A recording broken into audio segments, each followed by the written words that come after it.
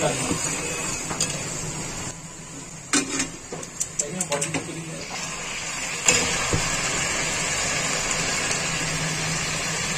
लाल मिर्च, चिकन की और ये नमक।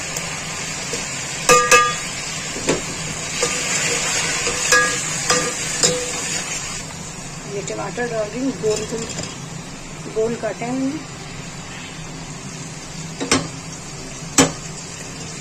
2 टमाटर हैं बड़े साइज के, और ये हरी मिर्ची डाली है, तो मैंने लाल मिर्च कम डाली है।